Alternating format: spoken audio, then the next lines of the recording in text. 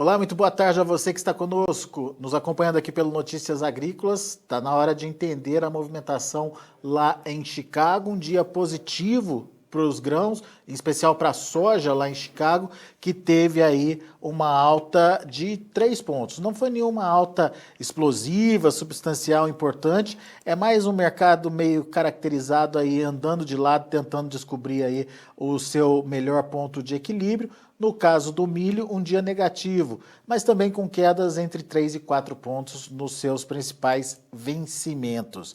Agora, para falar um pouquinho mais sobre o mercado da soja e principalmente o comportamento dos preços a partir de agora, nosso convidado é o Vitor Martins.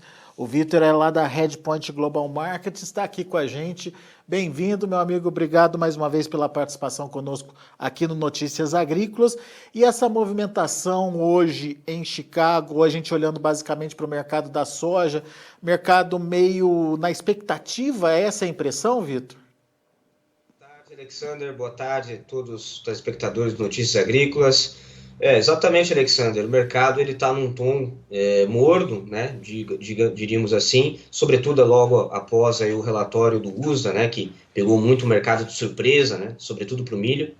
E agora o mercado, ele de certa forma, ele está num tom desafiando o último relatório do USDA, que é colocar um pouco de lado os números do USDA e olhar o lado das estimativas das agências privadas, né, que iniciaram hoje, né, em grande parte do cinturão, né, no Corn Belt americano, iniciaram hoje, né, os seus ralis de safra, avaliando a mercado, contando vagens, fazendo peso mil grão, de uma forma mais material e menos visual do que o USDA, né? Então o mercado aguarda esses números para poder destoar ou convergir com o USDA.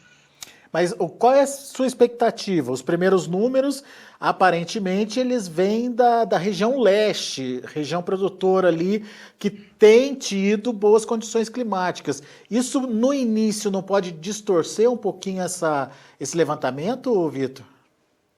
Não, certamente, Alexander. Basicamente, muito, né, tem se questionado no mercado o quanto que as produtividades baixíssimas, historicamente baixas, do noroeste e norte do cinturão, sobretudo nas planícies, estão pegando da cota do norte, da cota do sul, Minnesota, né, que vão colher ali de soja, não vai passar 25 bushels por acre, né, historicamente muito baixo. O mercado ele ficou avaliando o quanto que as baixas produtividades seriam compensadas pelas altas produtividades que nós teríamos, tanto para milho quanto para soja, sobretudo ali no meio oeste, né, no leste do cinturão, pegando Illinois, Iowa, Nebraska, né, então que o USDA estima, né, 62, 64 bushels por acre, tanto para Illinois e Iowa, respectivamente, e para olhando soja, e para milho, passando de 212 bushels por acre em Illinois, que é a base de formação de preço para Chicago, né? Então, não adianta você ter uma produtividade média nacional abaixo do que o mercado vem esperando, mas na base de formação de preço, que é onde ocorre a convergência, né, da base dos futuros para o mercado físico americano, que é Illinois, você tem uma produtividade recorde. Então, o que a gente estima? Que o tom realmente ele seja ligeiramente baixista agora, né, justamente porque esse crop tour, né, esse rally de safra, essa avaliação mais material mesmo das produtividades a campo, ela vai se iniciar justamente nas regiões mais produtivas. Ela começou em Ohio e uma outra caravana vinda da Dakota do Sul. Mas você já tem um ponto de partida de uma linha de estimativa muito otimista, né? O que certamente já pode trazer bons números para o mercado, sobretudo já no início dessa semana. Isso seria negativo para os preços? Seria, Alexander, até mesmo pelo fato de que o mercado tem sido cada vez mais cético sobre a real precisão do USDA nos seus relatórios de agosto, né? Se você for pegar na temporada passada, né, para a soja, ele vem estimando um bushel que não passava de 178,5, ele subiu para 181 e de repente caiu novamente, né? Então você viu o USDA ele corrigindo muito rápido, né, as suas estimativas de produtividade, o que traz muita volatilidade para o mercado, né? Ano passado você viu limite de baixa, limite de alta, né, no relatório de agosto e setembro, respectivamente, justamente por isso, porque o USDA, nessa temporada, mas especificamente foi a terceira temporada da história americana que o USDA ele não vai a campo, e sim faz seus levantamentos estimativas via pesquisas, né, com os produtores, via telefone, e também, claro, via formulários, né, eletrônicos, e também via imagens de satélite. E no relatório de setembro que aí o USDA realmente vai a campo para tentar marcar a realidade mesmo, né? Marcar mercado, eu diria assim, a real produtividade das lavouras. Né? Então o mercado fica cético até lá porque ele vê que realmente não é uma pesquisa com uma acurácia muito significativa. Contrastando, é evidente, com as consultorias privadas que já estão a campo pesquisando e levantando rendimentos. Mas então, levando em conta a divulgação desses primeiros números, que pode ser positivo aí para a produção e negativo para preço, o mercado pode reagir negativamente. No entanto, ainda pesa clima nos Estados Unidos, ou não mais, Vitor?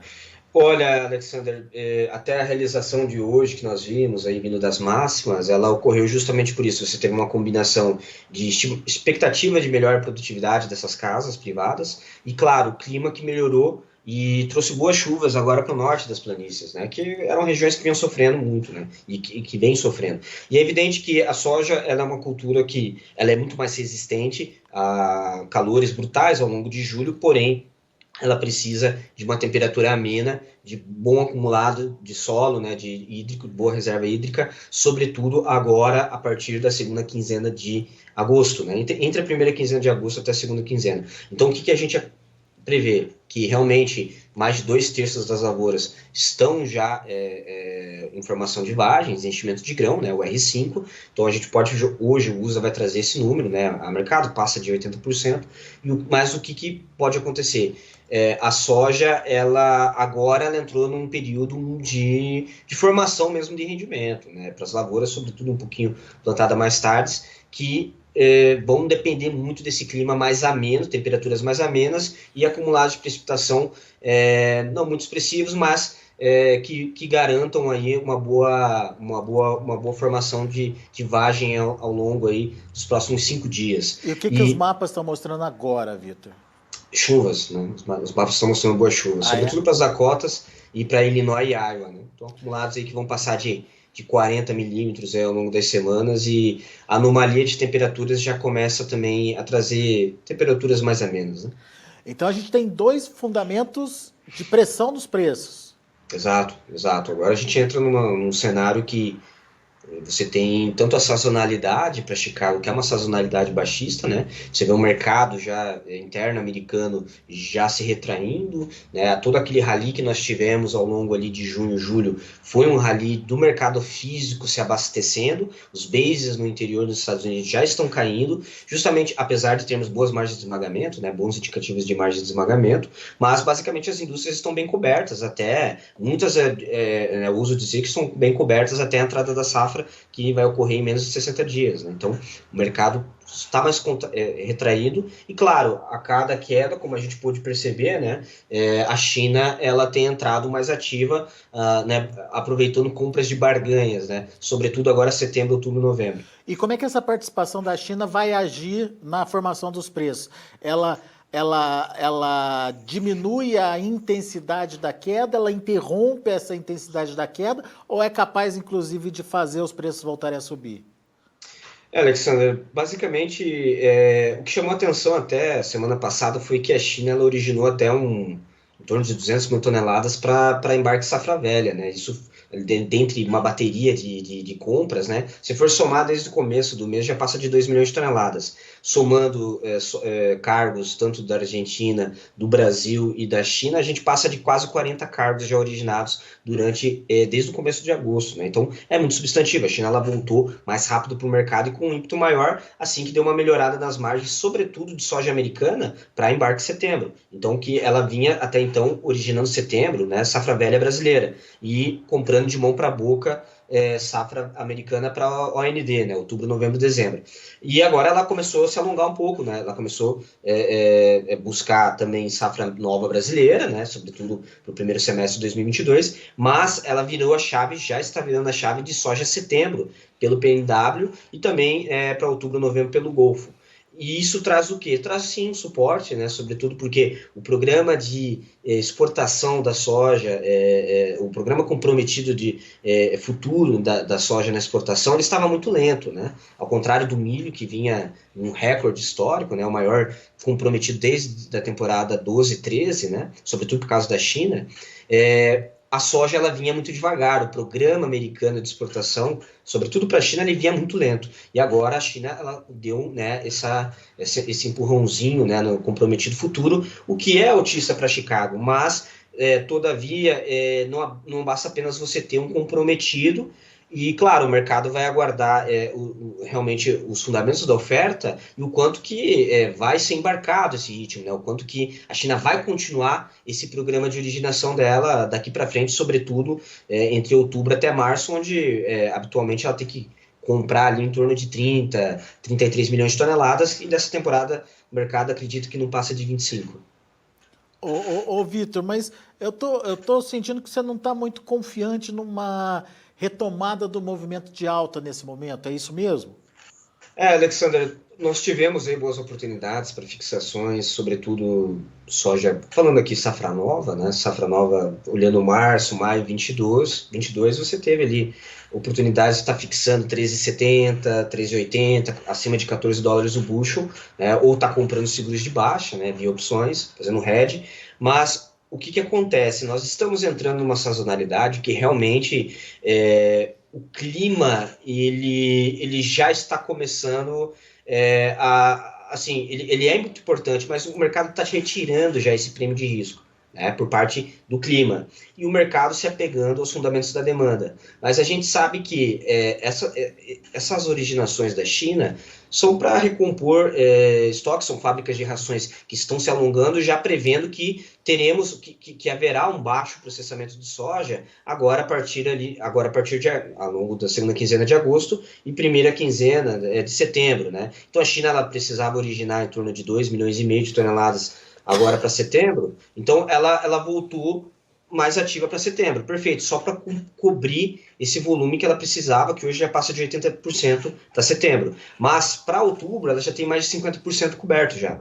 Então a gente acredita que ela possa agora aguardar, só definir mesmo trazer essas produtividades via seja USDA ou via agências privadas, para ela poder realmente tomar uma atitude de ficar mais constrita na originação e aguardar a entrada de safra. Então, os compradores, tanto no mercado interno americano quanto também nos portos, eles estão adotando essa estratégia de aguardar a produtividade definir e segurar, né? E o que precisar comprar de mão para a boca. Então, você tem essa pressão de safra e a produtividade de Illinois vai vir muito boa, o que tende a pressionar o bucho. Tá? Muito bem. Então, olhando agora para a precificação no Brasil, quando a gente olha Chicago, que é um dos tripés de formação de preço no Brasil, tem essa possível pressão da entrada da safra americana e, enfim, todos esses fatores que você já posicionou. Dólar está se mantendo aí na casa dos 5,20 ou acima disso. Aparentemente, a gente não deve ter grandes surpresas com o dólar, né? E prêmio, Vitor, o que dá para esperar dos prêmios? Olha, os prêmios, Alexander, os prêmios para safra velha, no caso 2021, safra spot, né? Eles subiram bem e tende a subir mais porque você viu que a China, por mais coberta que aparentemente ela estava, né? Para setembro, ela voltou e continua originando soja aqui do Brasil a níveis que passam de 345 centavos por bushel, né? Custo e frete China. Olhando com base aqui numa soja brasileira, pegando base Santos, né? Então, custo e frete China daria $3,45 acima dos vencimentos de novembro em Chicago, na CBOT. Então, realmente, a China, e ela começou originando a 320 no começo do ano, né? Do mês, né? Então, basicamente, subiu bem, ela teve que pagar um prêmio ligeiramente maior, né, do que você tem a nível de mercado, né, que hoje é 150, 160 centavos uma base FOB, né, ou seja, no FOB estivado, dentro do navio, hoje um prêmio, ele está nessa casa entre 150 e 155, né, para um soja agora, embarque pegando embarque em setembro, né, sobre o vencimento setembro também em Chicago. Então, basicamente, o que você vê, Alexander, que como você tem um mercado com baixos estoques no interior, né, no mercado interno, e um mercado onde as margens de esmagamento estão melhorando, fazendo com que as indústrias venham a pagar um ágio sobre o mercado de porto, o mercado de exportação, algo que a gente já vem falando há alguns meses, né? Isso foi algumas semanas, na verdade. Isso foi até um pouco antecipado. Ali no final de julho, a fábrica já começou a pagar um prêmio ali em torno de até R$ 10 por saca acima do preço da soja na paridade de exportação. E muito isso leva a crer o quê? Agora, para o terceiro e quarto trimestre, quem vai precificar a soja no interior vai ser a indústria. E com a retomada do B12, né, voltou, né, basicamente a ANP voltou a subir o mandatório, obrigatório de biodiesel, né, que era de B13, aí caiu para B11, agora voltou para B12, né, enfim, isso faz com que as indústrias, sobretudo olhando a produção de biodiesel, venham a ter melhores margens de esmagamento, sobretudo pelo rendimento do óleo no processamento da soja grão. Com isso, então, pode disputar mais a soja que está disponível. Exatamente. Então, a soja disponível, praticamente hoje, ela está constrita para o mercado interno, perfeito? Que paga hoje prêmios acima de R$ 10 por saca, acima da paridade de exportação. E a China, precisando de soja agora em embarque curto, ela vai ter que sobrepor, né? Vai ter que dar um bypass, ela vai ter que sobrepor essa outbidar, né? Como que fala? Ela vai sobrepor, ela vai ter que pagar um prêmio acima do mercado interno para poder originar esse soja. E claro, né, o custo de reposição já não está muito positivo, ela já pode estar trabalhando com contramargem também, porque está muito encarecido o custo de reposição FOB interior, né, ex-works, para o porto. Então, isso faz com que, quanto mais melhora, assim, vamos lá, melhorando a margem de esmagamento no Brasil, mais as indústrias conseguem pagar um prêmio vantajoso para originar a soja, né? Um prêmio competitivo para originar a soja no interior. A China, o exportador, se precisa de soja em embarque curto, vai ter que sobrepor esse bid, e isso faz com que, e pagando um prêmio a mais, faz com que suba os prêmios numa base FOB Ports, né, o custo de frete China, e desloque demanda para os Estados Unidos. Ou seja, é um ciclo, né, um loop, uma inércia que agora favorece Chicago também, porque quanto mais caro no interior a soja brasileira, mais a indústria pagar, mais cara vai ficar para o exportador. E quanto mais cara ficar aqui no Brasil para o exportador, mais desloca demanda para a soja americana, pegando FOB Gol, FOB PNW. Muito bem. Bom, só para a gente encerrar, Vitor, em termos de estratégia de comercialização, então, o produtor que tem soja na mão olha principalmente para o mercado interno, né, nesse momento, mas já negocia safra nova ou ainda é cedo? Olha, Alexander, para a safra disponível, eu acredito que você tem espaço para melhores oportunidades, sobretudo olhando o prêmio interno, né, o basis interno, que a gente chama, sobretudo pela sazonalidade. Então, você tende a ter um fortalecimento que ocorre geralmente em outubro, do prêmio no mercado interno, tá? A questão do câmbio também, se você tem uma resistência técnica muito substantiva, sobretudo nesse 5,28, né, que a gente está tendo, se rompe esses patamares, se rompe 5,30 o câmbio, certamente você pode ter uma melhor precificação da soja em reais. Para quem vende soja em dólar, evidentemente, já é outra história, né? Você tem que depender do flat price, que é Chicago e prêmio. Então, para soja spot, realmente você pode ter ainda oportunidades mais específicas, tá? Mais oportunas nas próximas semanas aí. Agora, para safra nova, tá? Olhando safra nova, já é um outro cenário. Você já tem um câmbio que para março, maio 22, já projeta, né, um câmbio acima de 5,50, o que é uma boa precificação na curva termo cambial. Você tem também um cenário de prêmios que estão muito baixos, mas tende a subir, mas Chicago é uma ponta que realmente pode entrar numa sazonalidade que é baixista. Então, eu acho que uma estratégia interessante seria, certamente, você está precificando já pelo menos o câmbio, tá? Você está precificando Chicago e deixando o prêmio aberto. Tá? O basis, que é o componente que tende a se fortalecer e que hoje está 10, 15 centavos acima de Chicago, com soja retirada fevereiro com março, ou março com março, sendo que no mesmo período no ano passado você tinha um prêmio que estava na casa de 56, 60 centavos por bushel acima. Tá? E mesmo imaginando, né, Vitor, que se começar bem a safra, a gente tem um potencial produtivo e de produção muito grande, né? Já ouvi aí de 142 até 145 milhões de toneladas para o próximo ano. É um belo de um volume de soja, né? É muito soja, Alexander, e a gente tem que colocar dois fatores que a gente não pode esquecer. Primeiro, você pode ter uma China que já vai estar bem abastecida de soja americana, está importando menos, né? Até o USA no último relatório já reduziu mais uma vez o potencial de importação da China, justamente porque está muito caro, né? O custo da proteína animal, né? As margens da suinocultura estão muito baixas, estão negativas, inclusive. O preço da carne suína está caindo, né? Se você for ver hoje na Bolsa de Dalian, caiu mais de quase 4%, né? Os futuros da carne suína. E tudo isso já começa a trazer um cenário de que, olha, realmente vai ter que ser necessária a redução de farelo, né? De proteína no conteúdo, na formulação das rações. Perfeito.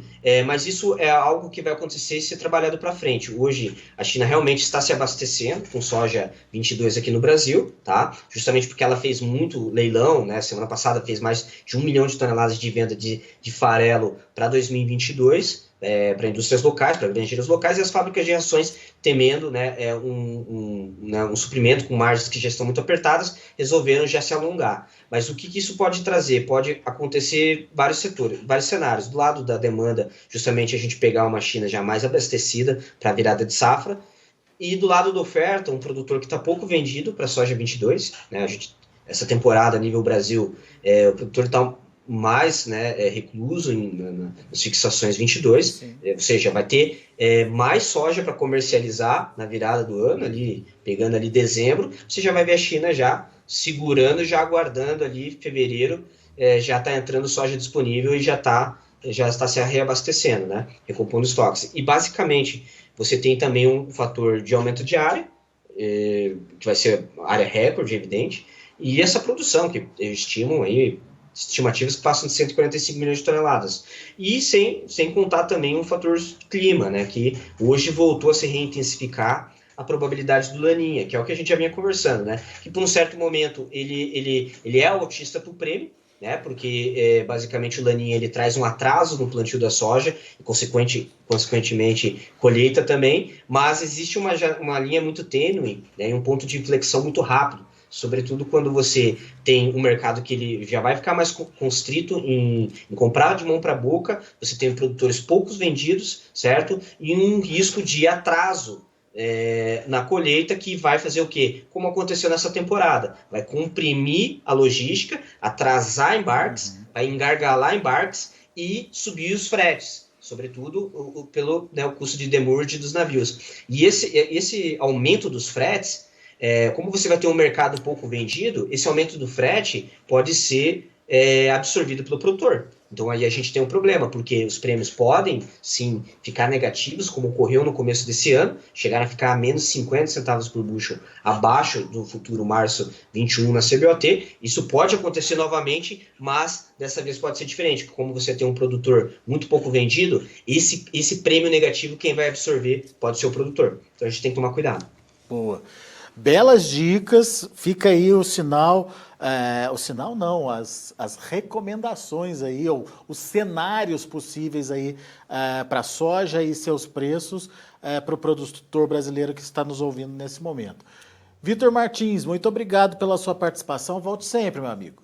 Eu que agradeço, Alexander, uma boa tarde, uma boa semana a todos, nos vemos em breve. Até a próxima. Até a próxima, obrigado. Tá aí, Vitor Martins aqui com a gente, trazendo alguns cenários muito pertinentes e importantes de serem analisados e considerados, principalmente nesse momento de decisão de comercialização da safra do próximo ano. Bom, a gente vai ficando por aqui. Antes de encerrar, deixa eu passar rapidamente os números de fechamento das negociações lá na Bolsa de Chicago. De olho na tela, vamos lá. A soja para setembro, 13,76, subiu 3 pontos. 3,25 foi a alta para novembro, que fechou a 13 dólares e 68 centos por bushel. 3 pontos de alta para janeiro, que fechou a 13 dólares e 72 centos por bushel. E o maio de 22, 13 dólares e 61 centos por bushel, 3,5 de alta, 3,5 pontos de alta. Vamos ver o milho fechou no vermelho. Setembro, 5,64, perdeu 3,5. Dezembro, 5,68, perdeu 4,25. Março, 22, 5,76, perdeu 3,25. E o maio, 5,80, perdeu 2,5. Para finalizar, o trigo. Setembro fechou no vermelho, 1,75 de queda, 7 dólares e 60 centos por bushel. Já os demais vencimentos encerraram de forma positiva. Dezembro, 0,75 de alta, 7,75 de fechamento. Março, 7 dólares e 86 centos por bushel, com alta de 2 pontos. E o maio, 7 dólares e 87 centos por bushel, alta de 3 pontos. São os números de hoje de fechamento do mercado lá na Bolsa de Chicago. A gente fica por aqui e eu agradeço a sua atenção, a sua audiência. Se inscreva em nossas mídias sociais. No Facebook, Notícias Agrícolas. No Instagram, @Notícias Agrícolas. E em nosso Twitter, @Norteagri. E para não perder nenhum vídeo, não se esqueça de nos acompanhar no YouTube e na Twitch, Notícias Agrícolas Oficial.